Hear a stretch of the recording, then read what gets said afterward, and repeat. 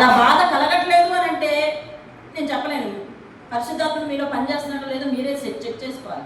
నేను ఒకటే అడుగుతా, ఎవరు నిన్ను నిందించద్దు. Check your self. నీ అంతా నువ్వే చెక్ చేసుకో. అది ఆరాధన పైన జరుగుతుంది, పాటలు పైన జరుగుతున్నాయి అని అంటే మీకు మనసులో చిక్కుమనాలండి, నేను అక్కడ లేనే అని. అర్థమవుతుంది? నేను అక్కడ లేనే, నేను అక్కడ ఉండలేకపోయానే అని బాధపడాలి. ఫోటోలు ఎందుకు పెడుతున్నాం? ఫోటోలు మేమందరము చక్కగా తీసుకుని గ్రూప్ ఫోటోలు పెడుతున్నాం అనుకుంటున్నారా? ఫోటోల యొక్క ఉద్దేశం ఏమిటంటే నేను బాధపడ్డాను, నేను బాధపడలేదనే వాదం లేదు ఇందులో. ఫోటోల యొక్క ఉద్దేశం ఏమిటంటే ఈ కార్యక్రమానికి నేను వెళ్ళలేకపోయాను, ఎంతమంది వెళ్ళారా? నీ మనసు ఏమైనా చిక్కుమంటుందా ఫోటో చూసి? అయితే పరిశుద్ధాత్మ పనిచేస్తున్నాడు. అయ్యో నేను వెళ్ళలేకపోయాను నా ఈ పరిస్థితి వలన, ఇక నుంచి నేను వెళ్ళడానికి దేవుడు ఏర్పాటు చేసేలాగా ప్రార్థన చేసుకుంటాను అన్న నడవడిలోకి వస్తావా? దేవుడు నేను పట్టుకొని తీసుకొస్తాడు. లేదు నేను కూర్చున్న చోటనే గోడకు దిగొట్టు మేకలా ఉంటానంటావా? ఉండాలి, ఇబ్బంది ఏం లేదు. అర్థమవుతుందండి? కాబట్టి ఆ విషయాలు నేను సామెతలు 8వ అధ్యాయము 21, 22 అనుకుంటా వాక్యాలు తీసి చూసుకోండి.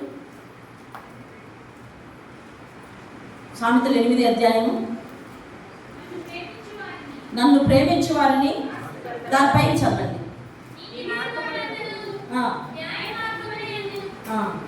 సారీ 3:11 ప్రేమించే వారిని ఆస్తికర్తలుగా చేస్తాడు. ఓకే, 3:11 చదవండి. నా కుమారుడా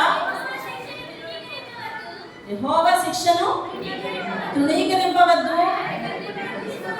ఆయన గద్దింపులకు విసగవద్దు. తండ్రి తాను ప్రేమించిన కుమారుని గద్దించు రీతిగా యెహోవా తాను ప్రేమించు వారిని. అది ఇదే ప్రిన్సిపల్ సేవకులు కూడా చేయాలి. సంఘం మీద ప్రేమ ఉందా? సంఘాన్ని గద్దించి లైన్లో పెట్టుకో. లేదు కదా, మానేసేయాలి. ఎలా వస్తే అలాగా. వాళ్ళు ఇచ్చే కానుకలే పరమార్థం. వాళ్ళు వచ్చి ఏ టైంకి వచ్చి ఇచ్చినా పర్లేదు. ఏమండి, ఈ రూల్ ఉన్న చోట్ల నేను చాలా చూసాను. మీరు ఏ టైం కంటే వచ్చేయండి, కానీ అది ఇచ్చేసి వెళ్ళిపోతే పర్వాలేదు అనే పరిస్థితి కూడా చూసాను. నాకు అట్లా వద్దు, అలా చెయ్యొద్దు, సమయాన్ని దాటిపోవద్దు. మీరు పరిచయం చేసినా చేయకపోయినా పర్వాలేదు, కానీ సమయానికి వచ్చి కూర్చోండి. ఏ విధమైన పరిస్థితులైనా 9 అవుతుందంటే మీ గుండెల్లో రైలు పరిగెట్టాలండి. అది సెన్స్. దేవుని ఆత్మ పనిచేస్తున్నట్టు. లేకపోతే నీకేం అనిపించలేదు అని అంటే కనుక పని చేయనట్టే. తర్వాత ఇక నేను చెప్పేది ఏంటంటే, ఆదివారం ఇందాక కీర్తనలో వాక్యం విన్నారు. మందిరావరణలో నిలబడట నివసించుట ఎంతో మేలు, ఎంతో ధన్యత అని. మన చర్చిలో చాలామంది సాక్ష్యాలు చెప్పట్లేదు, ఎందుకంటే ఆ చర్చల సాక్ష్యాలను మీకు అనిపించవచ్చు. కానీ నేను వాళ్ళ సమర్పణ చూస్తున్నప్పుడు నాకు చాలా ఆశ్చర్యం వేస్తుంది. ఏమండి, ఒకరు బంధువుల ఇంటికి వెళ్ళారు. వాళ్ళు వాళ్ళ కాళ్ళు చేతులు పట్టుకుని వెలగైనా ఉండిపోవాలమ్మా, నువ్వు లేకపోతే మాకు మనసు ప్రశాంతంగా లేదు, వెలగైనా ఉండిపోవాలి అని అంటే, లేదు రొట్టె ద్రాక్షరసానికి నేను చర్చిలో ఉండాలి అనేసి ఆమె చర్చిలో ఉండాలనేసి ఈయన నిన్న శనివారం అయినా ఖాళీ చేసుకుని వెళ్ళి ఊరెళ్ళి ఆమె తీసుకొచ్చేసి చర్చిలో పెట్టాడు. పేర్లు చెప్పలేదు, ముఖస్థుతి కదా. ఇవన్నీ నాకు తెలుస్తున్న విషయాలు.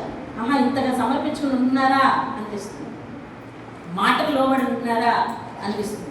ఒక ఆయన అయితే అలా ఎప్పుడో 35 సంవత్సరాల క్రితం అంటే ఫ్రెండ్స్ అంటండి, అందరూ 35 సంవత్సరాలు 10th బ్యాచ్ అంటండి. వాళ్ళందరూ ఇప్పుడు అందరూ ఎదిగిపోయాం కదరా, అందరికీ వివాహాలైన మీ భార్యలో బిడ్డలు తీసుకుని అందరూ గెట్ టుగెదర్ ఏర్పాటు చేసుకుందాం అనేసి గెట్ టుగెదర్ పెట్టుకున్నారు ఒక చోట. సరే వీళ్ళిద్దరు నిర్ణయించుకున్నారు, ఇద్దరు చర్చి మానేయాల్సి వస్తుంది, ఏంటి పరిస్థితి అని. సరే నేను వెళ్ళి ఆ ఊర్లో ఆ చర్చికి అటెండ్ అయ్యి అక్కడికి వెళ్తాను, నువ్వైతే చర్చికి వెళ్ళిపో, నేను రానని ఏమి చెప్పిందంటే వదిలే నువ్వు చర్చికి వెళ్ళిపో అని చెప్తే, గెట్ టుగెదర్లో అందరూ ఫ్యామిలీతో వస్తే సింగిల్గా వెళ్ళిన పర్సన్ మన చర్చిలో ఉన్నాడు తెలుసా. వాళ్ళ భార్య పిల్లలు ఎక్కడ ఉన్నారంటే చర్చిలో ఉన్నారు. అర్థమైందా? అలాగే సమర్పించుకుని ఉంటున్నారండి. అలాగే ఉండండి, సమర్పించుకుని ఆ సమర్పణ మిమ్మల్ని దేవుడే చూస్తాడు. దేవుని స్తోత్రం కలుగును గాక. యెహెజ్కేలు గ్రంథం 40వ అధ్యాయం 3వ వచనం. యెహెజ్కేలు గ్రంథం 40వ అధ్యాయం 3వ వచనం.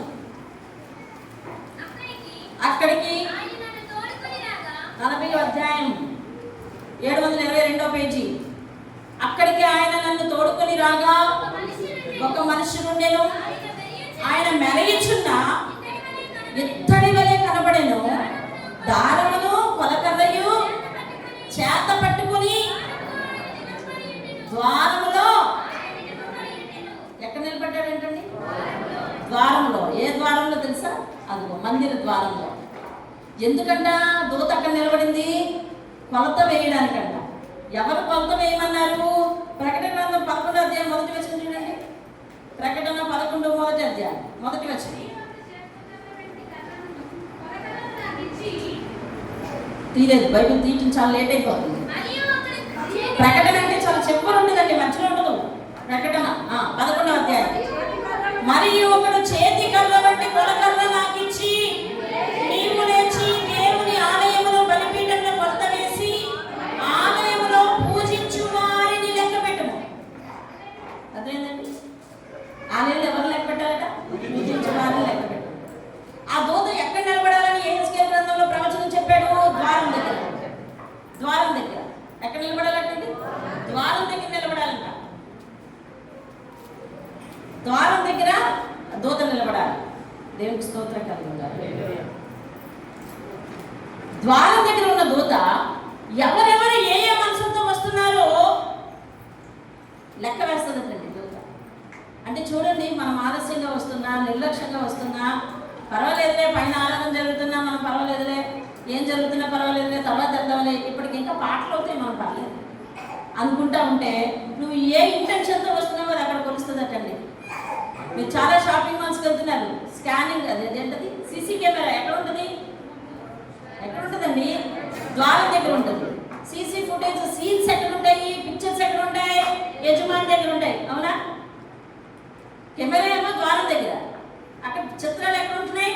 యజమాని దగ్గర. అంటే ఇక్కడ మిషన్లోంచి అక్కడ, ఇక్కడ ఇది దృశ్యించింది, అక్కడ చిత్రాలు చూస్తూ ఉన్నాడు. అలాగే నీ దేవుడు ఇక్కడ నీ నడవడిని అక్కడ చూస్తాడు కనుక మీరు అందరూ సరిదిద్దుకోవాల్సిందిగా వినయపూర్వకంగా మనవి చేస్తున్నాను, దేవుడు నాకు ఇచ్చిన అధికారాన్ని బట్టి. దేవుని స్తోత్రం. అయితే మనం ఈ వారం వర్తమానం ఏం చెప్పుకుందామని ఉన్నాము? రాహేలా, రాహాబ్. గుర్తుందా? రాహాబ్ ఎవరు? ఇప్పుడు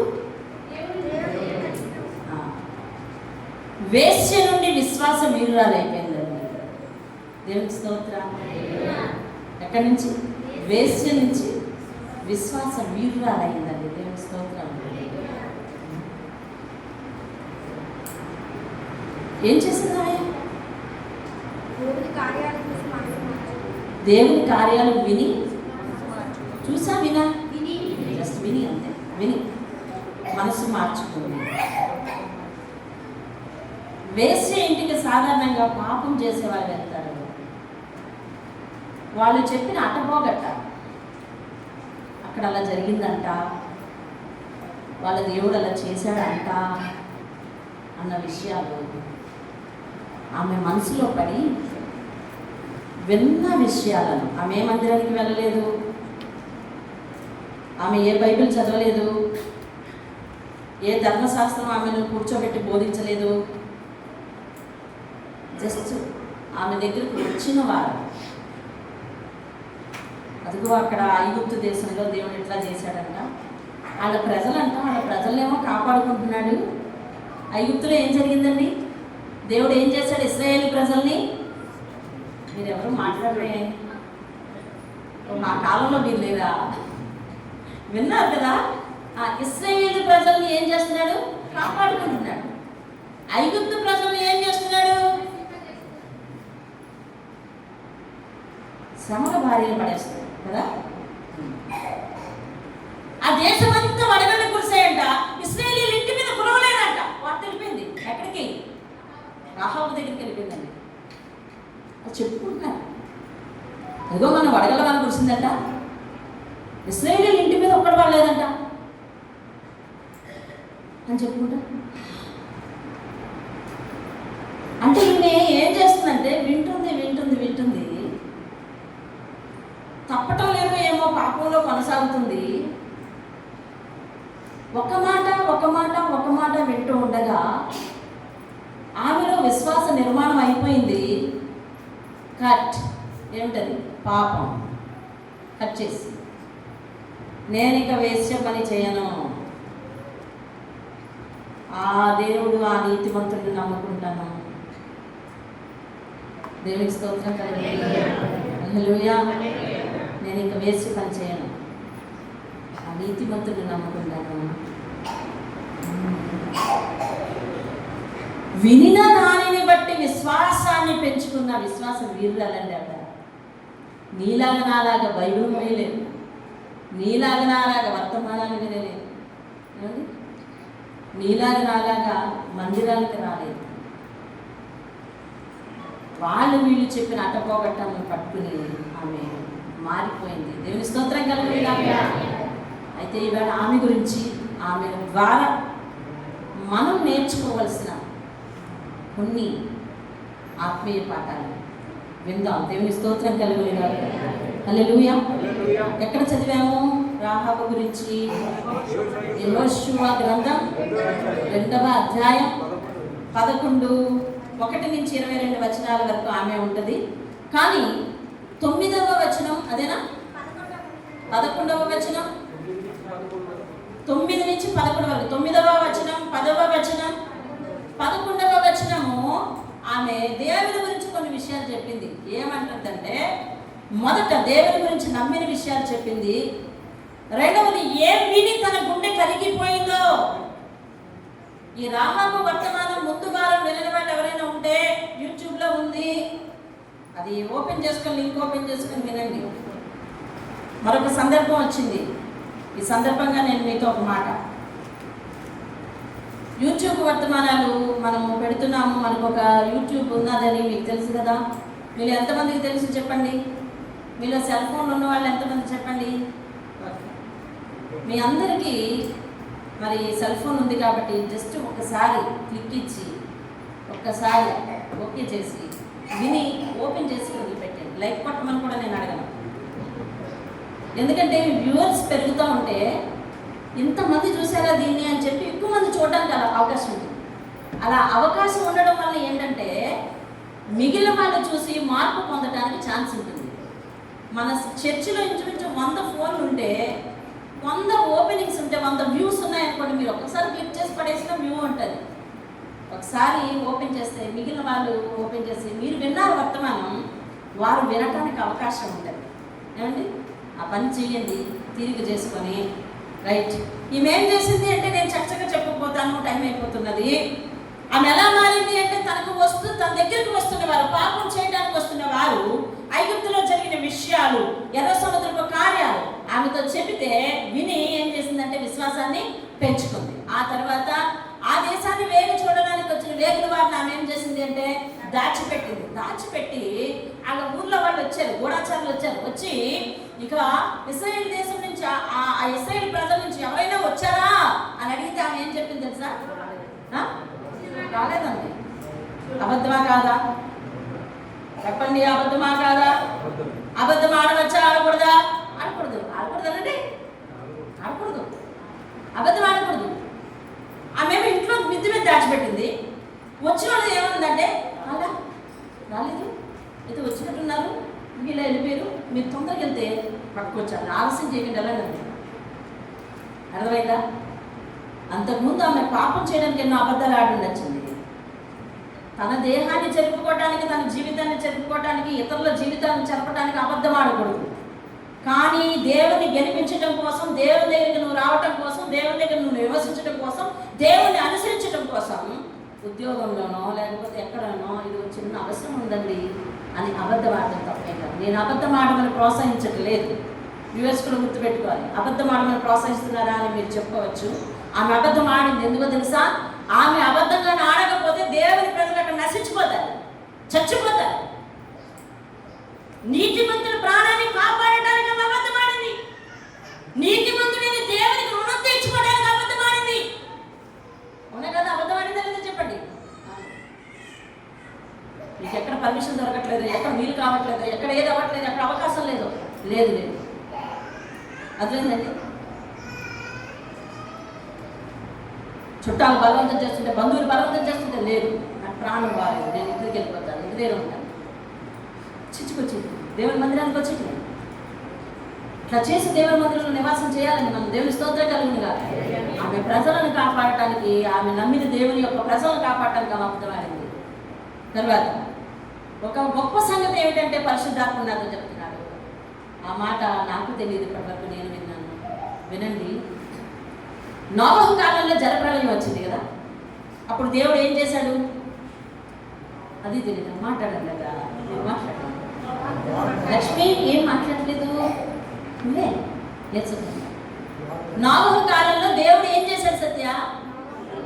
నోవహు కుటుంబాన్ని మాత్రమే రక్షించి మిగిలిన వాళ్ళందరినీ నాశనం చేశాడు. అంటే అక్కడ రక్షించబడిన వాళ్ళు ఎంతమంది? ఓన్లీ 8 మెంబర్స్, నోవహు ఫ్యామిలీ. యెరికో పట్టణాన్ని దేవుడు నాశనం చేయబోతున్నాడు. మిగిలింది ఎవరో తెలుసా? రాహాబు అనే వేశ్య అంటున్నాం కదా, ఆమె కుటుంబమే. దేవుని స్తోత్రం కలుగునుగా. హల్లెలూయా. గొప్ప జలప్రళయంలో, ఉపద్రవంలో ఆనాడు నోవహు కుటుంబం మాత్రమే రక్షింపబడితే, ఈనాడు యెరికో పట్టణం అంతటిలో ఒకే ఒక్కటి తన కుటుంబాన్ని అంతటిని రక్షించుకున్నది కేవలం తన యొక్క విశ్వాసం ద్వారా రక్షించుకున్నది ఆమె రాహాబు. దేవుని స్తోత్రం. ఎంత గొప్ప సంగతి తెలుసండి. వాళ్ళ పట్టణం అంతా మంట పెట్టేశారు, కాల్చేశారు, హతం చేశారు.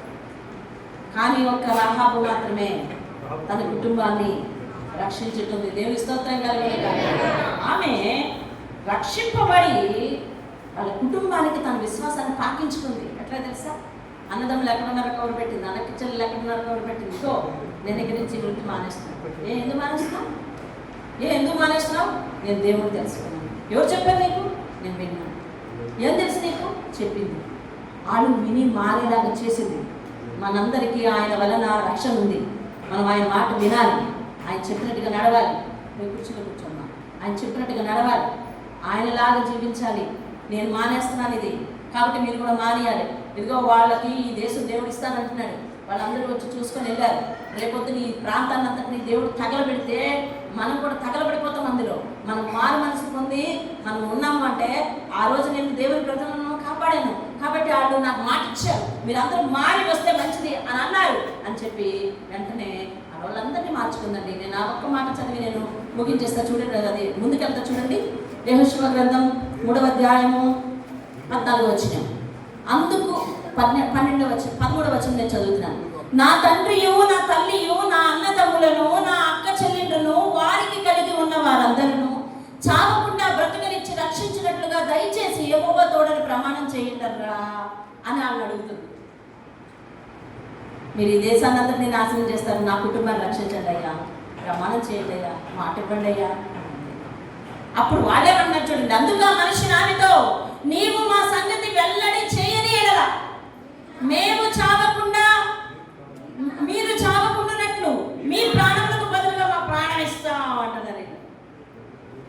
అందుకని ఆమె ఏం చేసింది తెలుసా? ఆ కిటికీ గుండా ఇటు వెళ్ళమంది కదా, ఇటు వెళ్ళిన ఆ కిందకి మీరు బైబిల్ చదువుకుంటే, ఇంటికి వెళ్ళి చదివాలని అనుకుంటున్నాను. మరి ఆ బైబిల్ చదువుకుంటే ఆ కిందకి వెళ్ళి ఆవిడ వెళ్ళిపోయిన తర్వాత మీరు వెళ్ళండి, ఈ తావులో వాళ్ళు కనిపిస్తారు అని చెప్పింది. వెళ్ళిపోయిన వెంటనే తలుపు వేసేసారు, వాళ్ళు గవిని తలుపు వేసేసారు. ఎందుకో తెలుసా? ఒకవేళ లోపల ఉంటే ఎవరైనా అక్కడే ఉంటారు, అర్థమైంది? ఊరు దాటి వెళ్ళడానికి వీలు లేదు. అందుకని గవిని తలుపు వేసేసారు. వాళ్ళు వెతకడానికి పోయారు, బయటికి వెతకడానికి పోయారు. ఇప్పుడు ఎలాగా? ఆమె ఎక్కడ ఉంటుంది? కోట యొక్క ప్రహారీ మీద ఉంటుంది. అంటే ఆమె ఇల్లు ప్రహారీలో కలిసి ఉంటుంది అన్నమాట. ఒక్కొక్క గోడ ఎంత ఉంటుందంటే, కోట గోడలు ఇంచుమించు మన ఇల్లు అంత వెడల్పులు ఉంటాయంట ఆ రోజుల్లో. అర్థమైందండి? ఇంతటి వెడల్పులు ఉంటాయి. కాబట్టి దాని మీద ఒక ఇల్లు కూడా కట్టేసుకోవచ్చు. అలాగే ఆమె వృత్తి వేసి కాబట్టి దారిపోయే దారిలో ఉండాలి కాబట్టి ఆమె గవిని ఒక దారిలో ఉన్నది. కాబట్టి ఇప్పుడు ఏం చేసింది తెలుసా? అదే ప్రహారీ కదా ఆ కోటకి.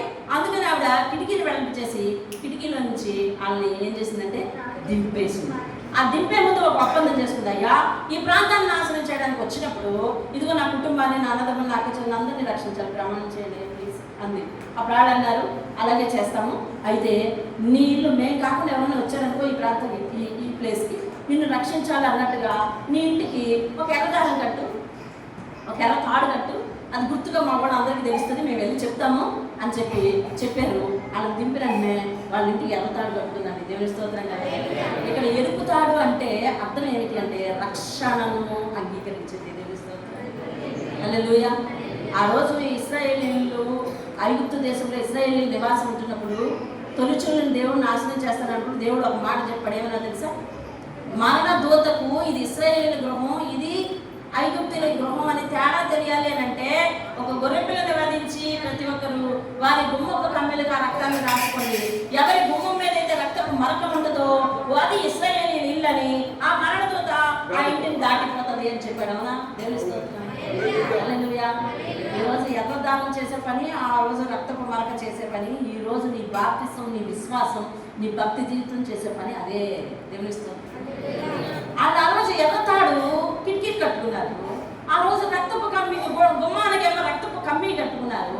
ఈ రోజు నువ్వు చేసే పని ఏంటో తెలుసా? ప్రార్థనా జీవితం, విశ్వాస జీవితం నువ్వు నీ ఇంటికి కట్టుకుని ఉంటే అవి దేవుడు చూస్తాడు. దేవుని స్తోత్రం కలుగుతుంది. ఆ ఉపద్రవంలో నుంచి నోవహు ఆ రోజు రక్షింపబడ్డాడు. ఈ ఉపద్రవంలో నుంచి రాహాబు కుటుంబం రక్షింపబడింది. ఇదిగో రేపు రాబోయే అంత్య దినములో నీ విశ్వాసాన్ని, నీ భక్తి జీవితాన్ని, నీ ప్రార్థనా జీవితాన్ని చూసే మనం రాకుండా రక్షింపబడేది. దేవుని స్తోత్రం. హల్లెలూయా. ఆ రోజు నోవహు జీవితంలో ఏం జరగబోతుందో, రాహాబు జీవితంలో ఏం జరిగిందో రేపు మన జీవితంలో కూడా అదే జరగబోతుంది. కాబట్టి మన గుమ్మానికి విశ్వాసము గుర్తుండాలి, మనం భక్తి పద్ధమని తెలియాలి, దేవునికి మనము దేవుని క్రమంగా పాటించే వాళ్ళని తెలియాలి. అందుకనే క్రమంగా భక్తి చేయండి. దేవుడు అంటే భయపడండి, ప్రారంభ ప్రార్థన అంటే భయపడండి, పాటలంటే భయపడండి, ఆరాధనలోనే లేకపోయేదే అని బెంగపడండి. వచ్చే వాళ్ళని సరిదిద్దుకోండి. దేవుని క్రమంగా ఉండదండి హెచ్చరించేది. అందుకే అందరూ భక్తి చేస్తున్నారు, మీరు భక్తి చేస్తున్నారు, నేను భక్తి చేస్తున్నాను. కానీ ఈ అందరి భక్తుల్లో, మనందరి భక్తుల్లో దేవుడికి కావాల్సింది ఏమిటి అంటే విశ్వాసపూర్వకంగా ప్రాణాలకు తెగించైనా, సమయాన్ని తెగించైనా, దేన్నైనా వదులుకొని దేవుని మందిరంలో నివసించే విశ్వాసం వీరులు కావాలండి. దేవుని స్తోత్రం. హల్లెలూయా.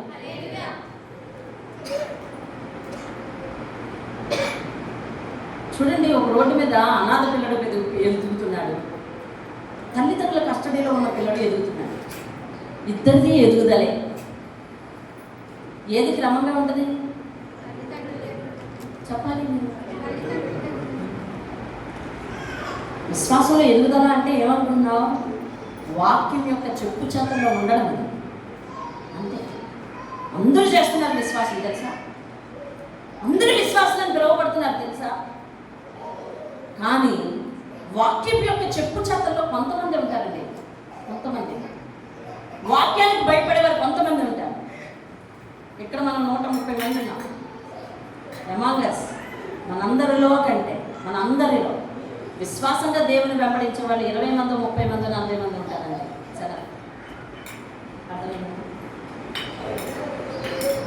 రాత్రి నేను వెళ్ళిన ప్రార్థనలో ఆయన చివరి నుంచి ఆ చివరికి రేకుల షెడ్ కట్టాడు. అందులో 69 మంది వచ్చారు. ఆ తర్వాత ఒక 10 మంది వాక్యం మొదలైనాక చివరికి వచ్చారు. వెరసి 70 మంది, 80 మంది ఉన్నారు. మిగిలిన వాళ్ళు ఏమండి సంఘం ఇంతేనా అన్నారు. లేదండి, ఇంకా చాలా మంది ఉన్నారు, వాళ్ళందరూ వస్తే చర్చ నిండిపోద్దండి అని.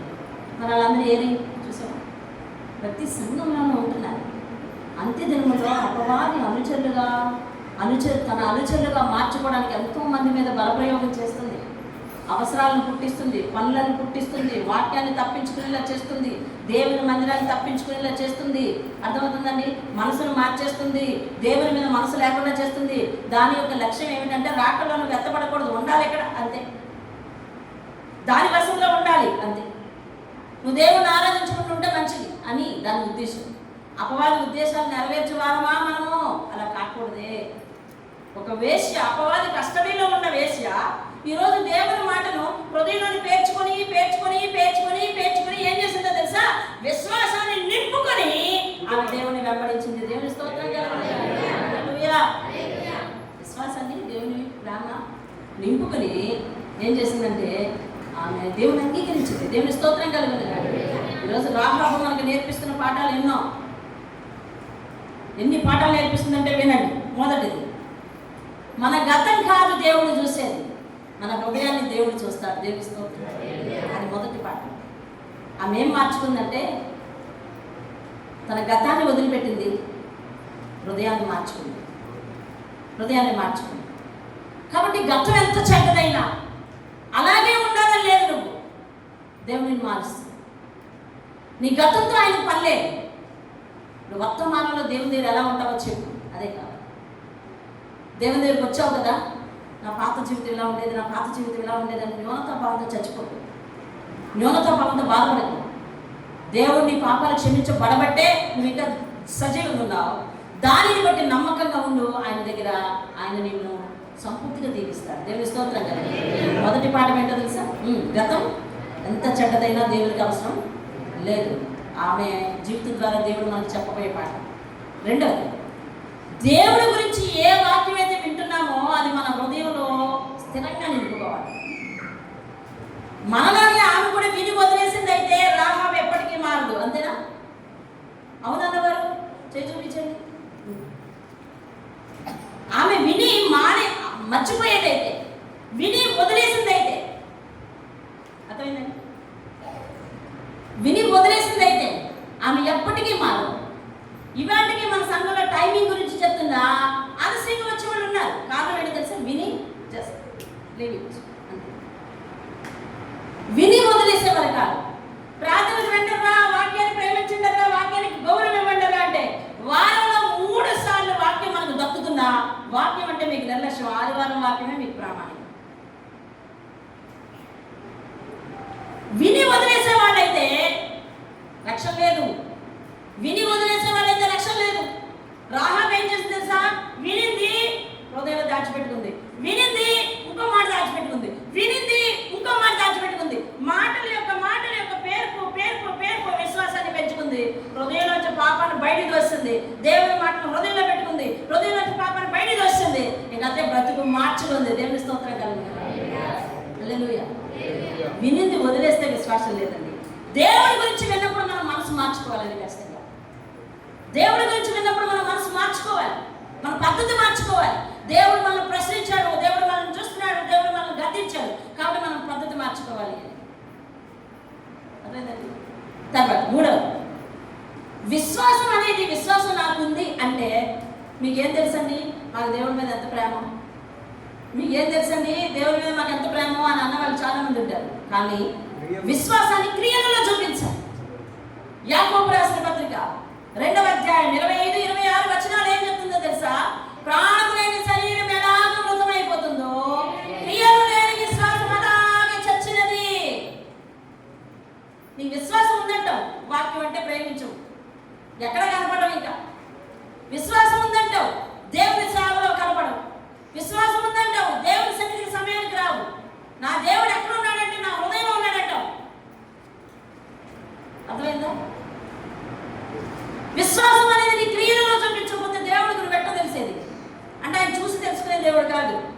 విశ్వాసాన్ని క్రియలలో చూపించాలి. ఆమె ఏం చేసింది తెలిసి? ఎప్పుడైతే నమ్మిందో, ఎప్పుడైతే దేవుని ప్రేమించిందో దేవుని ప్రజలను గుడ్డు తెలియకుండా దాచేసింది. లోపల వాళ్ళతో చెప్పింది, నైనా నాకు తెలియదు అంత వాళ్ళని పైకి తీసింది, మించి మించి దింపి బాబు మీ దేవుడు అంటే మాకు భయం, మీ దేవుడి గురించి నేను చాలా విన్నాను, నా కుటుంబం నేను మార్చుకున్నాను, నా కుటుంబాన్ని మర్చిపోకండి, నా కుటుంబాన్ని నాశనం చేయకండి, నా కుటుంబానికి రక్షణ ఇవ్వండి, మీరు మర్చిపోవద్దు, నాతో ప్రమాణం చేయండి, మీరు వెళ్ళి మర్చిపోతే నేను అయిపోతాను, నా కుటుంబం నాశనం అయిపోతుంది, మేమందరం మార్పు చెందాం అని మనవి చేసింది. ప్రమాణం పుచ్చుకుంది, వాగ్దానం పుచ్చుకుంది, దేవుని దగ్గర నుంచి రక్షణ గ్యారెంటీ తీసుకుంది, ఆయన సురక్షితంగా దింపింది. వాళ్ళు వెళ్ళిపోయారంటే నేను వాళ్ళు చెప్పిన పని చేసింది. వాళ్ళు వెళ్ళిపోతే ఏమన్నారంటే, అమ్మమ్మ రాహాబు మరి మేము వెళ్ళిపోతున్నాం, యెహోషువ మళ్ళీ నాకు యుద్ధానికి పంపించినప్పుడు మమ్మల్ని ఆ మూలకు పంపించవచ్చు, ఈ మూలకు పంపించవచ్చు, మేమే ఇక్కడికి వస్తామని గ్యారెంటీ లేదు. అవును కదా? అవునా లేదా చెప్పండి. మేమే ఇక్కడికి వస్తామని గ్యారెంటీ లేదు కాబట్టి నేను ఇప్పుడు వెళ్ళినట్టే చెప్తాను. ఎవరికి? యెహోషువకి చెప్తాను, మా సైన్యానికి చెప్తాను. ఇదిగో రాహాబు అనే ఆమె ఇట్లా చేసింది, ఆమె గుమ్మానికి నేను ఎర్రతాడు కట్టుకోమని చెప్పొచ్చాం మేము ఇద్దరును.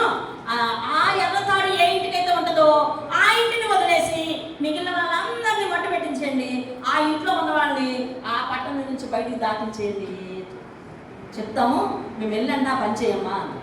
రైట్ అని వెళ్ళిపోయారు. దించేసింది, కిటికీలోంచి బలవంతంగా దించిందా లేదా? ఒక ఆడదండి, ఒక ఆవిడ తట్టలోనో గుట్టలోనో వాళ్ళని పెట్టి జాగ్రత్తగా కిటికీలోంచి కిందకు వదిలిందండి ఇద్దరు మగవాళ్ళని. చూడండి, విశ్వాసం క్రియలలో చూపించింది. అబద్ధం ఆడి వాళ్ళ దగ్గర దారి తప్పించింది ఒకటి. రెండవది, కిటికీలో నుంచి వాళ్ళని దింపేసి వాళ్ళ ప్రాణాలు కాపాడింది. మూడవది ఏంటి తెలుసా? అమ్మయ్య వెళ్ళిపోయారు. గ్యారంటీ మనకి, అనియా గ్యారంటీ మనల్ని రక్షిస్తానన్నారు, మన గ్యారంటీ రక్షిస్తానన్నారు అని చెప్పి ఊరుకోలేదు. వాళ్ళు వెళ్ళిన వెంటనే ఏం చేయమన్నారంటే ఎర్రతాడు గుమ్మాన్ని కట్టమన్నారు. వెంటనే ఎర్రతాడు తీసుకొచ్చి గుమ్మానికి పెట్టిందండి. తెలుస్తుంది చెప్పిన పనిని చేసింది. దేవుడికి ఎవరు కావాలో తెలుసా?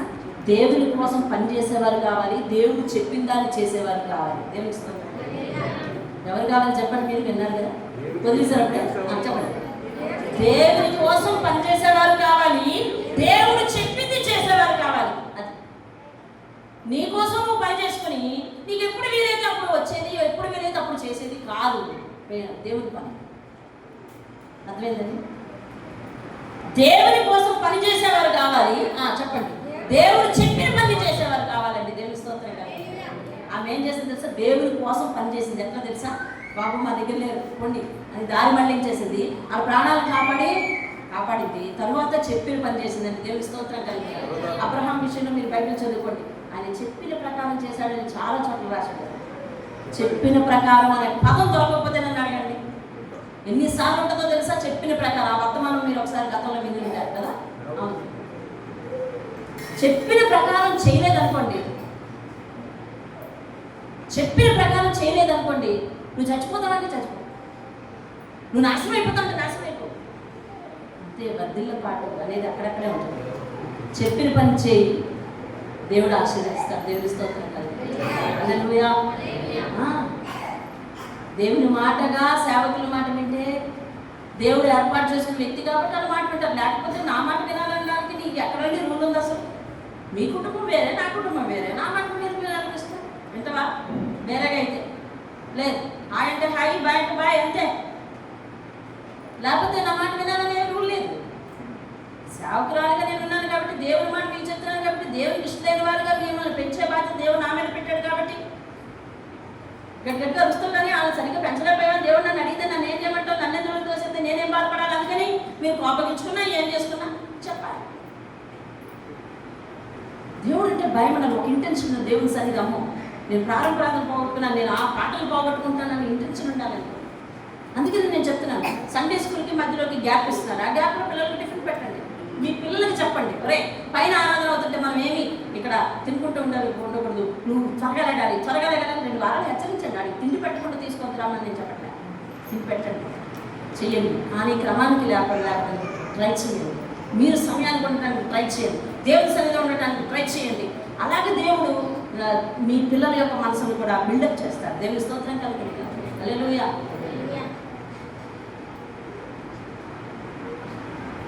నేను నావల్లో సేవ ప్రారంభించి వర్షాలు వచ్చినా చలి వచ్చినా అట్లానే వెళ్ళి సేవ చేశాను. ఎందుకు తెలుసా? సంఘస్థులకు ఒకటే నేర్పాలనుకున్నాను. వర్షం వచ్చినా, వరద వచ్చినా, ఎండ వచ్చినా, ఏమొచ్చినా దేవుణ్ణి ఆరాధించాలి. నేను అది ఇప్పుడు నోటితో చెప్పలేదు వాళ్ళకి, నా ప్రభుత్వం ద్వారా చెప్పాను. అమ్మ ఇంత వర్షం ఎందుకు వచ్చారమ్మా అనేవారు. అమ్మ ఇంత పొద్దున్న ఇంత చల్లు ఎలా వచ్చారమ్మా అనేవారు. నాకున్న ప్రాబ్లం నేను సాక్ష్యంగా చెప్పాను కదా మీకు. అసలు పడదంటారు ఎలా వచ్చారమ్మా. ఏదేమైనా ప్రాణం ఇచ్చిన ఆయన కోసం, ఆయన పని చేయడం కోసం రావాలి. తిరిగి నేను వాళ్ళ దగ్గర నుంచి ఏం పట్టుకెళ్ళేదాన్ని వాళ్ళకి తెలుసు. నా ఖర్చును నేను పెట్టుకొని వాళ్ళ దగ్గరికి వెళ్ళి వాళ్ళకి వాక్యం చెప్పి ఇంత చేతితో తిరిగి వచ్చేదాన్ని. నేను వాళ్ళ ఇంటికి వెళ్ళిన తర్వాత, ఈ వీడియో వాళ్ళు చూస్తుంటారు, నేను వాళ్ళ ఇంటికి వెళ్ళిన తర్వాత సంవత్సరంన్నర తర్వాత లేకపోతే సంవత్సరం 2 నెలల తర్వాత కాఫీ ఇవ్వడం మొదలుపెట్టారు, టీ ఇవ్వడం మొదలుపెట్టారు.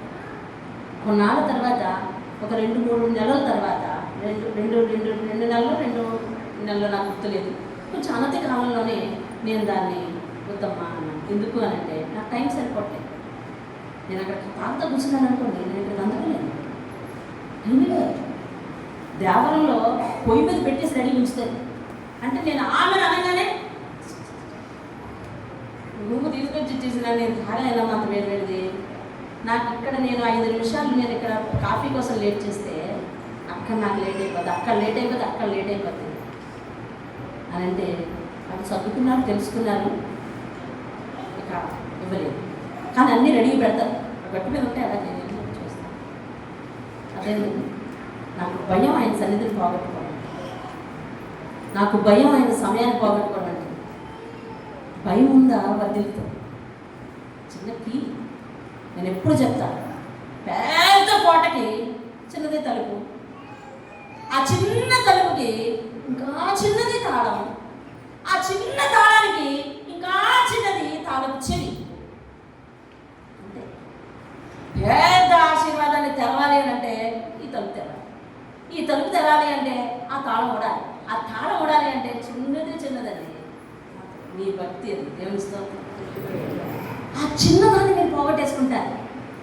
ఆ తరువాత అవసరం వచ్చినప్పుడు పెద్ద పెద్ద అవసరాలు, పెద్ద పెద్ద కార్యాలు జరగట్లేదని తలుపు పద బాధ్యత వస్తుందండి, రాదు. మీరు ఏమైనా చేసుకోండి, ఎలాగైనా ఎదగండి, ఎక్కడికైనా వెళ్ళండి. తర్వాత లేదు మీరు ఈ ప్రాంతంలో ఉంటే కలిసే ఉంటే కనుక దాన్ని కొనసాగించి చూడండి, లేకపోతే లేదు. కొనసాగించిన వారిని చూడండి, మీరు కొనసాగించకుండా ఇద్దరికి తేడా వస్తుందండి. దేవుని స్తోత్రం కదా. మాట విని అగ్గలాడి చేసేవానికిను వినకవానికిను తేడా వస్తుంది. వారి నానాటికి మనశ్శాంతితో వర్తిల్తూ ఉంటారు. వీళ్ళకి పెద్ద పెద్ద అవసరాలు వచ్చి అవసరాలు తీరక తలుపులు బాధుతూ ఉన్నప్పుడు ఎందుకు తలుపులు తెరవబడట్లేదు అంటే చిన్న తాళాన్ని పోగొట్టేస్తున్నారు. చిన్న తాళాన్ని, చిన్న విశ్వాసపు అంశాన్ని పోగొట్టేస్తున్నారు. అది క్రమంగా రావడం అయితేనే, దేవుని అనుసరించడం అయితేనే, ఏమండి దేవుని దగ్గర భక్తి శ్రద్ధలతో ఉండడం అయితేనే, యథార్థంగా జీవించడం అయితేనే, ఏదైతే ఆయన పనికి పరిమితి రావడం అయితేనే, లేదా తిరిగి ఆయన చెప్పింది చేయడం అయితేనే, ఎక్కడ పోగొట్టేస్తున్నామో చిన్న తాళం, ఏ తాళం అది నాకు తెలియదు. అర్థమవుతుందండి. కాబట్టి ఆ తాళం చెవి పోగొట్టుకుంటే ఆశీర్వాదాన్ని పోగొట్టుకుంటాం మనం. వినండి, రాహాబు జీవితంలో మనం నేర్చుకోవాల్సిన ఫస్ట్ పాఠం ఏంటంటే గతం ఎంత చెడ్డదైనా దేవుడు ఏం చేస్తాడంటే దాన్ని మారుస్తాడు. రెండవది ఏంటంటే దేవుని గురించి వినినప్పుడు మనం ఏం చేయాలంట, మారు మనసు తెచ్చుకోవాలి. మూడవది ఏంటంటే విశ్వాసము క్రియలలో చూపించాలి. విశ్వాసం ఏం చేయాలండి, క్రియలలో చూపించాలి. నాలుగవది దేవుడు ఒక్కరిని బట్టి కుటుంబం అంతటికి దయ చూపించే దేవుడు. దేవుని స్తోత్రం. రాహాబు ఒక్క దాన్ని బట్టి కుటుంబాన్ని అంతటికి దయ చూపించాడా లేదా? వాళ్ళ అన్నదమ్ములు దేవుని ఆరాధించారా? లేదు. వాళ్ళ అక్క చెల్లెలు దేవుని ఆరాధించారా? లేదు. వాళ్ళ తల్లిదండ్రులు దేవుని ఆరాధించారా? లేదు. రాహాబు ఒక్కతే వినింది. రాహాబు ఒక్కతే కుటుంబాన్ని అంతటి, ఒక్కరిని బట్టి కుటుంబాన్ని అంతటి కరుణించగల దేవుడు. దేవుని స్తోత్రం. మీరు చేసే విశ్వాస జీవితం వల్ల కుటుంబం గెలవగలదు, మీ ఇంటి వారు గెలవగలరు, మీ ఇంటి వారు క్షేమం ఉండగలరు, మీ ఇంటి వారందరూ లాభం పొందగలరు, మీ ఇంటి వారు జయం పొందగలరు, మీ ఇంటి వారు గెలుచుకు రాగలరు. దేవుని స్తోత్రం. మేము ఇంత ఆశీర్వాదానికి కారణం ఇప్పటికీ మేము చెప్తాం, మొట్టమొదట మా అమ్మ దేవుని ఎంచుకోవడం, ఆమె చూపించే విశ్వాసం. దేవుని స్తోత్రం. ఇవాళ స్త్రీలుగా మీరున్నారు, ఎంత పట్టుదల కలిగి ప్రార్థన చేస్తారు. రాహాబు ఒక స్త్రీ పట్టుదల కలిగి ప్రార్థన చేసింది, కుటుంబం అందరినీ రక్షించుకుని పారేసింది. అంతే, కుటుంబం అందరినీ రక్షించుకుంది. అది ఆడవాళ్ళు చేసే పనేనా? లేదు, మగవాళ్ళు కూడా చేయొచ్చు. దావీదు ఒక్కడు ప్రార్థన నిరుడుగా ఉన్నాడు, దావీదు కుటుంబాన్ని అందరినీ రక్షించుకున్నాడు. దేవుని స్తోత్రం. హల్లెలూయా. తర్వాత చూడండి, దేవుడు నిరాకరించిన వారిని, ప్రజలు నిరాకరించిన వారిని దేవుడు ఏం చేస్తాడంటే ఆ నిరాకరించిన వారిని తీసుకొని ఉపయోగిస్తాడు. దేవుని స్తోత్రం. హల్లెలూయా. ప్రజలందరూ ఏమన్నారంటే అదే దారి, అందరూ పోయే దారి. ఏ దారి? రాహాబు ఇంటి దారి. చెప్పరే, ఎక్కడున్నాం మనం? రాహాబు ఇంటి దగ్గర ఉన్నాం. ఏది చెప్పండి ఒకసారి, గట్టిగా చెప్పండి, ఇంకా గట్టిగా చెప్పాలి. రైట్, బండి లైన్లో పడిందా? అందరూ వెళ్ళేది అదే దారి, రాహాబు ఇంటి దారి. కొంతమంది మీలాంటి వాళ్ళందరూ ఏమంటారంటే ఇది వేసీలు, అదే చూడట్లేదు అసలు. ఉంది వేసీలు. ఆమెతో ఎవ్వరు మాట్లాడారు, ఆమె ఎవ్వరు పలకరించరు. అమ్మ కష్టం ఉందా, ఉన్నావా లేదా అని ఎవరు అంటారు. ఎవ్వరికి ఎంపిక లేదా తెలుసా? కానీ అలాంటి ఆమెను తీసుకుని దేవుడు ఆమె వినిన వాణిని బట్టి హృదయాన్ని మార్చుకున్న కారణంగా, మా వింటావా ప్రైజ్, వింటున్నావా? ఆమె మాటలు బట్టి, ఆమె విశ్వాసాన్ని బట్టి దేవుడు క్రీస్తు యొక్క వంశంలో ఆమె ఒక దానిగా చేశాడండి.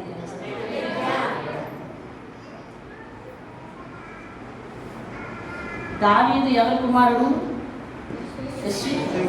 యెష్షయి ఎవరి కుమారుడు? ఓబేదేదు కుమారుడు. ఓబేది ఎవరి కుమారుడు? బోయేజ్ కుమారుడు. బోయేజ్ ఎవరి కుమారుడు? రాహాబు కుమారుడు. బోయేజ్ని ఎవరు పెళ్లి చేసుకున్నారు? రూతు పెళ్లి చేసుకుంది. రూత్ ఎవరు? మోయాబీరాలు. ఈ దేశస్తురాలు కాదు, మోయాబీరాలు. మోయాబీరాలు నయోమి అనే అత్త వలన దేవుణ్ణి ఎరిగి నీ దేవుడే నా దేవుడు అనుకుని భర్త లేకపోయినా పర్వాలేదు నాకు అత్తవి నువ్వే కావాలి అని చెప్పి ఆమె చెంగు పట్టుకొని ఇశ్రాయేలు దేశం వచ్చేసింది. ఆమె చేసిన దానికి దేవుడు కనికరించి బోయజు వంటి నీతిమంతుని ఇచ్చి చేశాడు. దేవుని స్తోత్రం కలుగునుగాక. భర్త చనిపోయిన దానికి దేవుడు బోయజు వంటి నీతిమంతుని ఇచ్చి చేశాడంటే దేవుని స్తోత్రం కలుగునుగాక. ఆ నీతిమంతుడు ఎవరి కుమారుడు తెలుసా? రాహాబు కుమారుడు. దేవుని స్తోత్రం కలుగునుగాక. లేఖనాలు ఏం చెప్తున్నాయంటే రూతు అత్త నయోమి అని చెప్తుంది. కానీ రూతు జన్మనిచ్చిన బిడ్డ ఎవరికి పుట్టినవాడు అంటే బోయజు పుట్టినవాడు. ఇప్పుడు రూతు అత్త ఎవరయ్యారు? రాహాబు అయ్యింది. దేవుని స్తోత్రం. రూతు అత్త ఎవరయ్యారు? రాహాబు అయ్యిందండి. రూతు అత్త రాహాబు అని ఎవరు చెప్పరు. రూతు అత్త ఎవరు? నయోమి. కానీ వంశ అభివృద్ధి ఎవరి వల్ల జరిగింది? బోయజు వల్ల జరిగింది. బోయజు ఎవరు? రాహాబు కుమారుడు.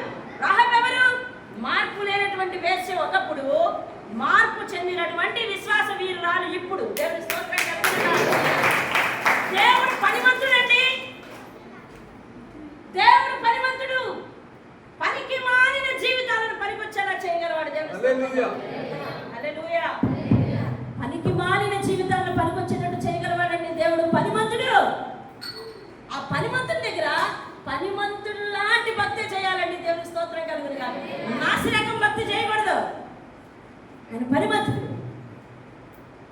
ఎవరు? రాహాబు. నేను రూతుకి ఏంటి భర్త చనిపోవడం ఏంటి? వీళ్ళకెందుకు భర్త చనిపోయాడు అది వేరే విషయం. తెలిసినా అదొక పెద్ద శాపం. ఎందువలన? కుదురుగా ఉండలేక ఎక్కడ పడితే అక్కడికి వెళ్ళిపోదామని వెళ్ళిపోయాడు. వెళ్ళిపోవడం వల్ల అక్కడ పురుషులందరూ చనిపోయారు. ఆడవాళ్ళు ముగ్గురే మిగిలారు. ఒక ఆవిడ అబ్బాయి నేను అట్టు రాను, నాకు చాలా వయసు పెళ్లి చేసుకున్నానని ఆవిడ ఉండిపోయింది. కానీ రూతు మాత్రం దేవుని గ్రహించి దేవుని ఎంచుకొని వచ్చింది. కాబట్టి అక్కడ రాహాబు క్రీస్తు వంశావళిలో ఉంది. వచ్చినందుకు దేవుణ్ణి ఎంచుకొని వచ్చి నీతిమంతుని వివాహం చేసుకున్నందుకు రూతు కూడా దేవుని వంశావళిలో ఉంది. దేవుని స్తోత్రం. మత్తయి సువార్త 1వ అధ్యాయం 5వ వచనములో వాళ్ళిద్దరు స్త్రీల పేర్లు రాశాడు దేవుడు. ఎలాగంటే బోయజ్ సల్మాను రాహాబునందు బోయజును కనెను, బోయజు రూతునందు ఓబేదెదును కనెను. దేవుని స్తోత్రం కలుగునుగాక. హల్లెలూయా. ఏమైంది? పనికిరాని దాన్ని దేవుడు ఎట్లా చేశాడంట? చెప్పాలి. పనికిరాని దాన్ని దేవుడు ఎట్లా చేశాడంట? పనికి వచ్చేదానిగా చేశాడు. దేవుని స్తోత్రం కలుగునుగాక. తర్వాత విశ్వాసాన్ని ప్రకటించడంలో భయపడకూడదండి. అంటే కొన్నిసార్లు మన జీవితంలో బలవంతం వస్తుంది. ఇది నిన్న చెప్పాను కదా 35 years అయిందంటే వాళ్ళు కలుసుకొని ఎలాగైనా రావాలి అంటే ఉన్నారు. సరే వాళ్ళు అంతా ఎలాగైనా రావాలని ఊపెత్తుంటే బచ్చాలో నిలబడతారండి. కానీ వాళ్ళు ఒకటే నిర్ణయించుకున్నారు, దేవుని మందిరంలో ఉండాలి నిర్ణయించుకున్నారు. అంతే. కొన్నిసార్లు బలవంతాలు వచ్చినప్పుడు మనం దేవుని విశ్వాసాన్ని చాటుకోవాలండి. దేవుని విశ్వాసాన్ని చాటుకోవాలి. ఆరోగ్యం బాగాలేదా? దేవుని సన్నిధికి రా. ఇంటి నిండా పని ఉందా? దేవుని సన్నిధికి వచ్చి గడుపు. చాలా బలవంతాల మధ్య జీవిస్తున్నావా? దేవుని సన్నిధికి వచ్చి గడుపు. మా ఎంటైర్ ఫ్యామిలీలో మా అమ్మ ఒక్కతే దేవుని నమ్ముకున్నది. ఆమె నమ్ముకున్నదని తెలిసిన వెంటనే మా నాన్నగారు కొంచెం సపోర్ట్ చేస్తున్నారని తెలిసిన వెంటనే ఫ్యామిలీ అంతా మీటింగ్ పెట్టి ఒకటే చెప్పాను, నువ్వు 3 ఆడపిల్లలతో ఉన్నావు, దేవుని వదిలిపెడతావా? సరే, లేకపోతే ఇదిగో పంట ఇవ్వము, ఇల్లు ఇవ్వము, ఇక మేమందరం మీ ఇంటికి రాము, మీ కార్యక్రమాలకు రాము, మీరెవరో మాకు తెలియదు, మేమెవరో మీకు తెలియదు, మీ చావులకు రాము, మీ రోగాలకు రాము, అన్ని రామని వదిలేశారు. బాబాయ్ మీరు ఎంత నిర్ణయం తీసుకుంటారని నేను అనుకోలేదు. కాబట్టి ఎంతమందిని వదులుకోవడం కంటే ఒక దేవుని వదులుకోవడం చాలా సులువు అని చెప్పి మా అమ్మ దేవుని వదిలిపెట్టలేదండి. మా అమ్మ దేవుని వదిలిపెట్టలేదు. మా నాన్నకి ఇక్కడ దాకా కోపం ఉంది మా అమ్మ మీద. ఎందుకో తెలుసా? నీ వల్లే ఇవన్నీ పోయినాయి అని ఎంతవరకు కోపం ఉంది. కానీ ఆ అందరి మధ్య మీటింగ్లో అందరి మధ్య ఒకటే చెప్పారు మా నాన్న, సరే కానీ అంటారు. ఏంటది? సరే కానీ అంటారు. ఇంటికి వచ్చారు. ఇంటికి వచ్చిన తర్వాత మా అమ్మ మీద చూపించడం మొదలెట్టారు ఆ కోపం అంతా. మా అమ్మ నలుగురి మధ్య ఎప్పుడైతే సరే కానీ అన్నారో మా నాన్న, మా అమ్మకు ధైర్యం వచ్చేసి వచ్చిందా లేదా? తెలిసిన అమ్మాయ్య ఈయన ఒక్కడు మనకి సపోర్ట్ చాలు, భర్త ఒక్కడు సపోర్ట్ చాలు కదండి భార్యకి. ఎవరు ఏమనుకున్నా కానీ భర్త ఒక్కడు సపోర్ట్ చాలు, భర్త ఒక్కడి సపోర్ట్ చాలండి. సరే కానీ అనగానే మా ఆయన గారు నాకు బాగానే ఒత్తాసు పలికారనుకుని ఇంటికి వచ్చిన తర్వాత నీ వల్లే అన్నీ కోల్పోయాను, నీ వల్లే నా బంధువులు కోల్పోయాను, నీ వల్లే అన్నీ పోగొట్టుకున్నాను, ఇప్పుడు అన్నీ మిగిలిపోయాయి, దేవుని విడిచిపెడతామని వాళ్ళకి చెప్తే వాళ్ళందరూ మన ఇంటికి వస్తారు, లేకపోతే రాగని సతాయించడం మొదలుపెట్టారు. మా అమ్మ ఏమందో తెలుసా? సరే ఖాళీ అండి, అంతే ధైర్యంగా నిలబడింది. ఎన్ని శ్రమలు పెడుతున్నా, ఎన్ని ఇబ్బందులు పెడుతున్నా సరే కానివ్వండి అంది. మా ముగ్గురిని మేమందరం చర్చికి వెళ్ళి వస్తున్నందుకు మా అమ్మని మా ముగ్గురిని తెల్లవాళ్ళు రాత్రి ప్రార్థన అయింది, 9:30 వచ్చాము, తెల్లవాళ్ళు మా నాన్న మంచిగా వదిలేశాడు. సరే కానివ్వండి అంది, సరే కానివ్వండి, సరే కానివ్వండి అని దేవుడిని ఎంచుకుంది తప్ప ప్రజలను ఎంచుకోలేదు. దేవుని స్తోత్రం కలుగునుగాక. హల్లెలూయా. ఆ కొద్ది కాలానికి మా నాన్న మారారు. మా నాన్నలో ఒక మాట, ఒక విశ్వాసం వచ్చింది. నేను చెప్తా ఉన్నాను, నాన్న అమ్మను అంత ఇబ్బంది పెడుతున్నావు, అమ్మ ఏది తప్పు చేయలేదు కదా, దేవుడు నమ్ముకుంది అంతే కదా, దేవుడు నమ్ముకుంది అంతే కదా. నేను మధ్యలో రాయబడి అనమాట ఇద్దరికి. ఆయన పూజకు సర్దేయమంటే సర్దేడు, ఈవిడ ప్రాంతం రెడీ అవ్వమంటే రెడీ అయిపోదు. మనకంటూ ఒక నిశ్చయం లేదు, ఎటు ఊగితే అటు ఊగుతున్నాను నేను. నాన్న దేవుడు నా జీవితంలో ఒక కార్యం చేశాడు, నేను కూడా స్థిరంగా నిలబడిపోయాను. మా నాన్నగారిని సెట్ చేశాడు, స్థిరంగా నిలబడిపోయాను. మా ఇంటి అందరినీ సెట్ చేశాడు, స్థిరంగా నిలబడిపోయాం. అప్పుడు మమ్మల్ని అందరినీ బయటికి పంపించారు, స్థిరంగా నిలబడిపోయాం. ఎట్లా సామెలో నివాసంలో మనం స్థిరంగా నిలబడిపోయాం, అర్థమైందా? అప్పుడే దేవుడి మీద విశ్వాసం పెంచుకుంటున్నాను నేను. సమయం అవుతుంది కానీ వినండి, అప్పుడే దేవుడి మీద విశ్వాసం పెంచుకుంటున్నాను నేను. దేవుడు గొప్ప కార్యం చేసి మా కుటుంబాన్ని సంతోషించాడు. మా అమ్మ మా నాన్న బాగున్నారు, గొడవలు లేకుండా ఉన్నారు. ఏదో వచ్చిన కాడికి ఏదో తింటున్నాం, లేకపోతే లేదు, పర్వాలేదు. ఇప్పుడు మమ్మల్ని ఎవరు ప్రశ్నించేవారు లేదు, ఎవరు యజమాయిషం మాకు లేదు. దేవుడికి బాగానే వెళ్ళి వస్తున్నాం, దేవుడి వాక్యాలు మాతో మాట్లాడుతున్నాయి. ఇట్లాగ అవుతుంది. ఒక సందర్భంలో నాకు పెద్ద కష్టం వచ్చి పడిపోయింది, నాకు పెద్ద కష్టం వచ్చి పడిపోయింది. ఏమిటో తెలిసిన? మా అమ్మ ఏం చేసింది తెలిసిన? మా పెద్దమ్మ మేము చాలా పేదరికంలో ఉన్నామని ఆడపిల్ల ఎదిగింది అని చెప్పి చిన్న చెవిదిద్దులు చేయించింది. చిన్నవి, చాలా చిన్నవన్నీ. మా అమ్మ ఊరెళ్తుంది, మా అన్నయ్య దగ్గరికి వెళ్ళి వస్తాను, పరిస్థితి బాగాలేదు కదా, ఏమన్నా అడిగి తెస్తాను అని చెప్పి మా మామయ్య దగ్గరికి వెళ్ళింది, మా చిన్నమామయ్య దగ్గరికి వెళ్ళింది. మా చిన్నమామయ్య గారి భార్య మంచి తెలివింది.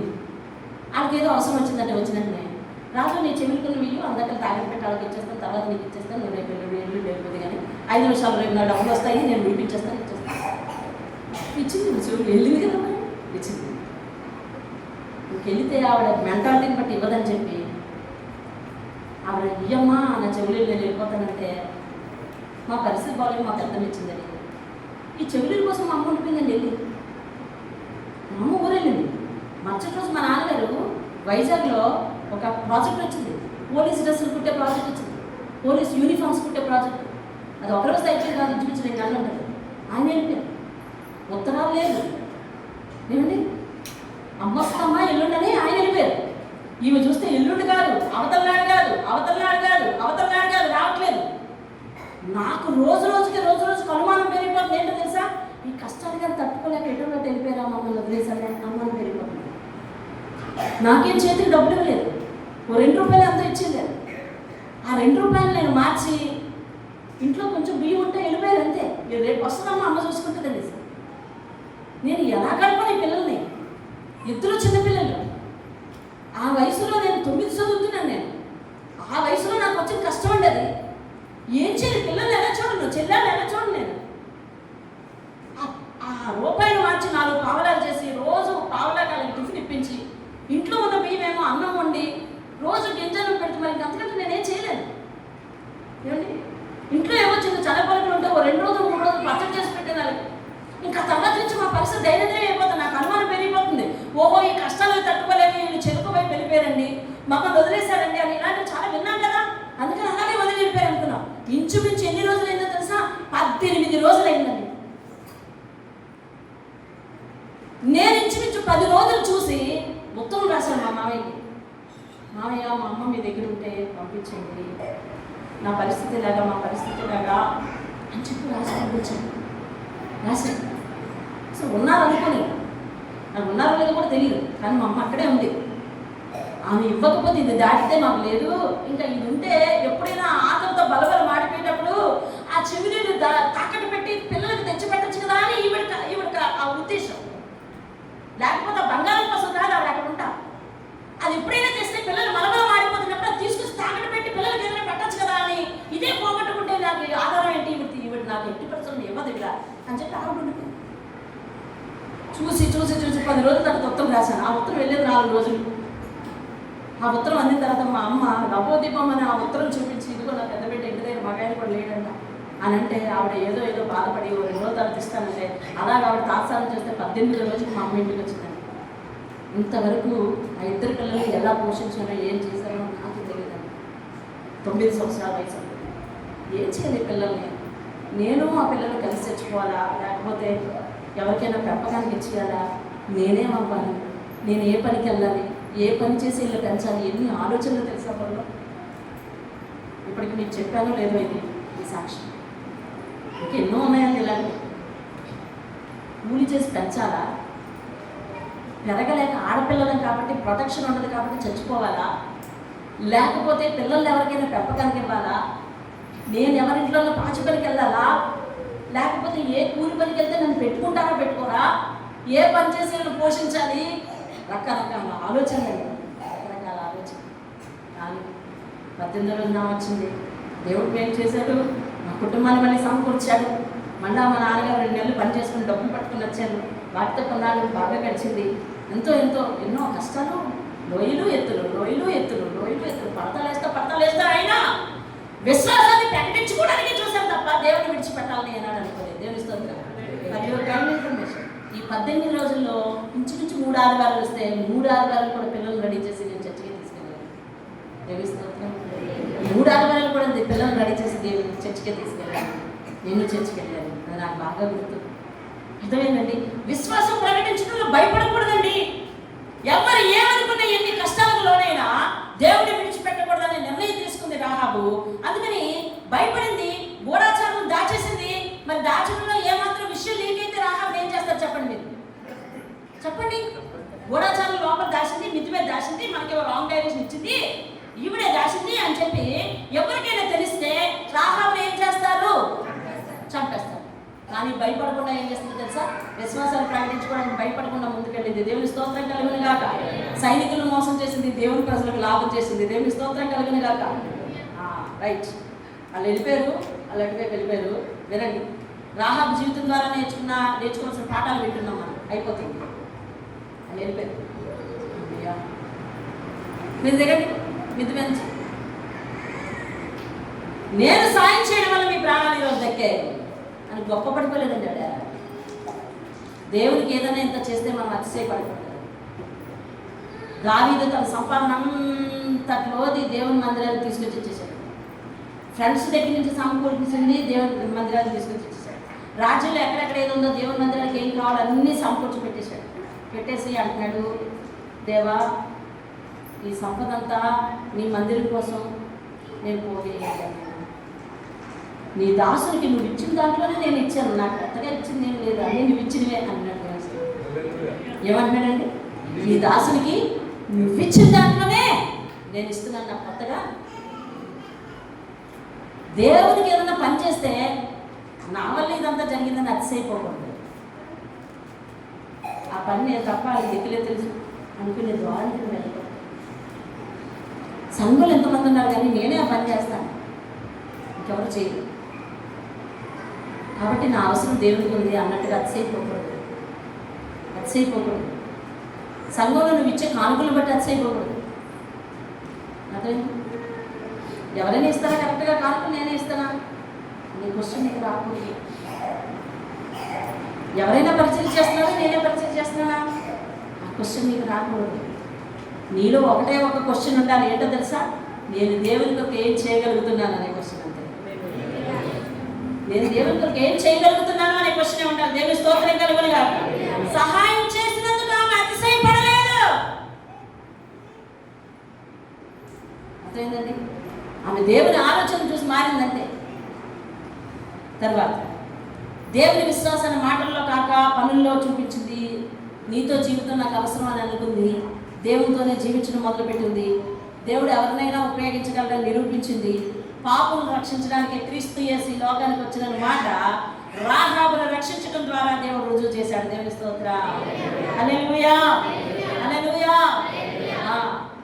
అప్పుడు 6వ అధ్యాయం రండి. యెహోషువ గ్రంథం 6వ అధ్యాయం. కంగారు పడవద్దు, భోజనాలు ఇక్కడే ఉన్నాయి. మనకి ఎప్పుడు మామూలుగానే 12 అవుతుంది. చూడండి 20వ వచనం.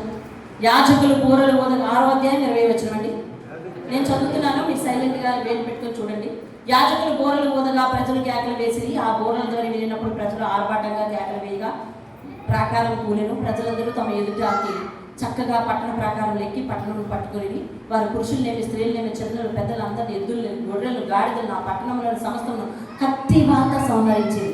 అయితే యెహోషువ ఆ వేసి ఇంటికి వెళ్ళి మీరు ఆమెతో ప్రమాణం చేసినట్లు ఆమెకు కలిగిన వారిని అంతటా అక్కడి నుండి తోడుకుని రండి దేశంలో వేగి చూసిన ఆ 2 మనుషులకే అప్పగించాడు. దేవుని స్తోత్రం కలుగునుగా.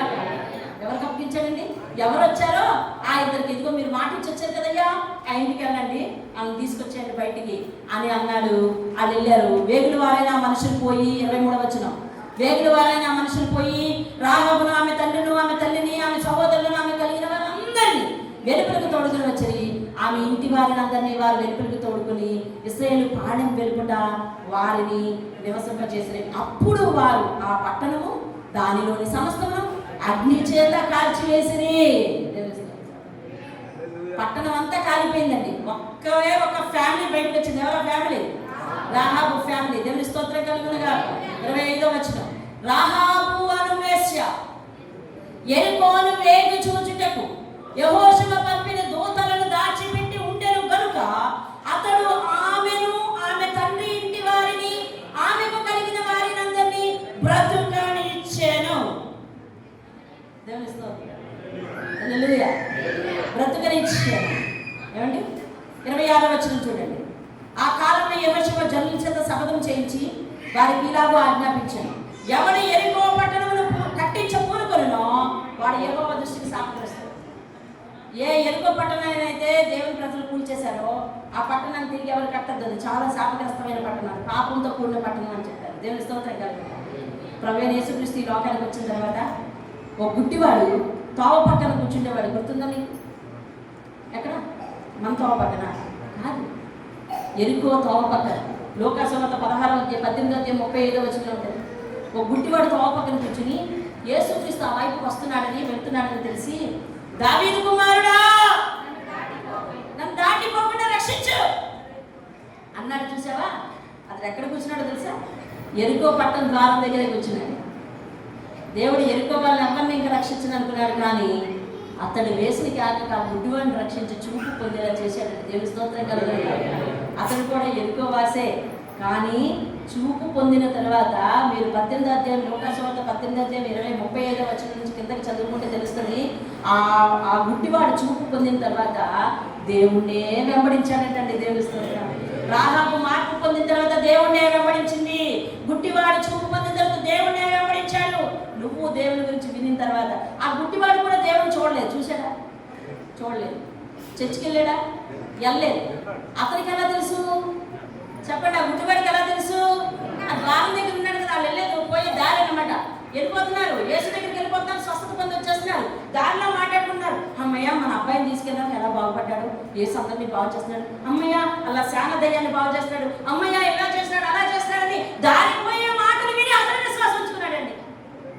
కొన్ని వారాల నుంచి సంవత్సరాల నుంచి దేవుని మందిరంలో కూర్చున్న మనం దేవుని పాదాలకు కట్టిబడి పడలేకపోతున్నాం ఇప్పటికీ కూడా. కారణం తెలుసా? విశ్వాసంలో పాతుకోలేదు, మనలో లోతు లేదు. అది వినిన దాన్ని బట్టి వెళ్ళే ఛాన్స్ లేదు నాకు, అందుకని వినిన దాన్ని బట్టి వాళ్ళ విశ్వాసం పెంచుకున్నారు. మీకు వెళ్ళే ఛాన్స్ ఉంది, వచ్చే ఛాన్స్ ఉంది, అయినా కూడా మీరు విశ్వాసాన్ని పెంచుకోలేదనుకోండి, మనము ఆ తోవ పక్కన కూర్చున్న గుడ్డివాడి కంటే గుడ్డివాళ్ళం, రాహాబరే వేసి కంటే పాపాత్ములు తెలుసు. అట్లా అవ్వకూడదు మనం. దేవుడు ఎందుకు ఆ వేశ్య యొక్క వృత్తాంతం ఉంచి నువ్వు మారు మనసు పొందన్నాడు? ఎందుకో తెలుసా? నువ్వు విని మారు మనసు పొందకపోతే, ఆ విని మారు మనసు పొందింది, నువ్వు విని మారు మనసు పొందకపోతే కనుక నువ్వు అంతకంటే ఘోరమా అని దేవుడు ప్రశ్నిస్తున్నాడు. దేవుడి స్తోత్రం కలుగుతుంది. ఆమె పాటల నుంచి మనం నేర్చుకోవాల్సిన అద్భుతమైన 10 పాఠాలు. ఆమె దేవుని గురించి చేసింది కానీ గొప్పపోలేదు. నేను ఎవరి కోసం రక్షించవేంటి, ఆ రోజు నేను నన్ను రక్షించవేంటి అనలేదు. అయ్యా బతిమాలుకుంది రక్షించి, అయ్యా బతిమాలుకుంది. దేవుని కోసం నువ్వేం చేసినా నేను ఆయన పరిచయం చేస్తున్నాను, ఎందుకు నన్ను రక్షించు, అది కాదు, బ్రతిమాలుకోవాల్సింది అంతే. అర్థమవుతుందండి. ఇన్ని గంటలు నిలబడి సేవ చేసినా, ఎన్ని చోట్లకి వెళ్ళి సేవ చేసి వచ్చినా, సాయంత్రం వరకు ఎంత పని భారం ఉన్నా, దేవుని భారం ఉన్నా, నేను మళ్ళీ దేవుని పాదాల దగ్గర చేయమని అడగాలో తెలుసా? ప్రభువా దయచేసి నా కుటుంబాన్ని రక్షించిన. ఎందుకంటే నేను లేకపోతే ఆయన గోల్డ్ మంది ఉన్నారు, అది గుర్తుపెట్టుకోవాలి. నేను సేవ చేయలేకపోతే చేయనంటే గోల్డ్ మంది ఉన్నారు. నువ్వు ఒక్కడే ఆరాధించకపోతే, నువ్వు ఒక్కదాన్ని ఆరాధించకపోతే గోల్డ్ మంది ఉన్నారు. కాబట్టి మనం ఏ దేవుడికి ఏం చేస్తున్నామో దాన్ని బట్టి ఎన్నడూ కూడా భుజాలు ఎగరేయడానికి వీళ్ళు. మీరు మరణం వరకు గుర్తుపెట్టుకోవాల్సిన అంశం ఇది. దేవుడి కొరకు నువ్వు ఇంత రవ్వ ఏం చేసావా, దేవుడి కొరకు నేను చేశాను, భుజాలు ఎగరేయడానికి వీళ్ళు. ప్రభువా ఇంకా చేయటానికి నాకు చేయి సాగనిపయ్యా, అయ్యా దేవుడి స్తోత్రం. ఇంకా ఇవ్వటానికి చేయి సాగనిపయ్యా, ఇంకా పరిచయం చేయడానికి సమయాన్ని సాగనిపయ్యా, ఇంకా నీ సేవ చేయడానికి ఆరోగ్యాన్ని సాగనిపయ్యా, ఇంకా నా కుటుంబం నీ సన్నిధిలో ఉండేలా మమ్మల్ని అందరినీ సాగనిపయ్యా అని ప్రార్థించాలండి. దేవుడి స్తోత్రం. అంతేగాని దేవుడికి న్యాయం లేదా, దేవుడు నేను చేసిన పని చూడ, దేవుడికి లెక్కలు లేవా, దేవుడికి లెక్కలు రావా, నన్ను చేసిన పనులు కూడలేకపోయాడా, ఇటువంటి ప్రశ్నలు. ఆమె అంత మేలు చేసింది, వాళ్ళ ప్రాణాలు కాపాడింది, వీళ్ళ ప్రాణాలను బదులడిగింది. అంతేనా? దేవుని స్తోత్రం కలిగింది. చెప్పండి. ఆమె ప్రాణాలని కాపాడింది, ప్రాణాలను బదులడిగింది. అవును కదా? మా ప్రాణాలు కాపాడు, మీ ప్రాణాలు కాపాడినందుకు. అవును, నువ్వు దేవుడికి ఏదైనా చేసిన దాన్ని బట్టి అడుగు. అది ఎందుకంటే నువ్వు ఇప్పుడు విశ్వాసంలో బలం పొందావు కదా. బలం పొందకపోతే దేవుడు ఉచితంగా చేస్తాడండి. దేవుడు రక్షణ ఉచితం, ఆశీర్వాదం ఉచితం. ఇప్పుడు అలా రాము జీవితం కాపాడాడంటే, రాము చర్చకొచ్చి రోజు దేవుని దగ్గర సాగి పట్టడానికి కాపాడా? ఏం లోపల గొప్ప తెలియనప్పుడు దేవుడు చేసేది ఏంటో తెలుసా? దేవుడి గురించి బాగా తెలుసుకున్న తర్వాత చేయాల్సింది ఏమంటే ముందు నువ్వు చేయాలి. నీ సమర్పణ చూపించాలి, నీ భక్తి జీవితాన్ని చూపించాలి. దేవుని స్తోత్రం కలుగును గాక. మోకరించండి, రొట్టె నీ దగ్గరికి వస్తున్నది. రాహాబు చేసిన ఉపకారం కొరకు ఆమె ఎన్నడూ కూడా అతిశయించలేదు. ఏమీ లేదు నాయందు అతిశయించుటకు. మోకరించి సిద్ధపడుతుండండి, రొట్టె మీ దగ్గరికి వస్తుంది. నా అతిశయం నీవే యేసయ్యా, ఏమీ లేదు నాయందు అతిశయించుటకు, నా అతిశయం నీవే యేసయ్యా, యేసయ్యా, యేసయ్యా, యేసయ్యా, యేసయ్యా,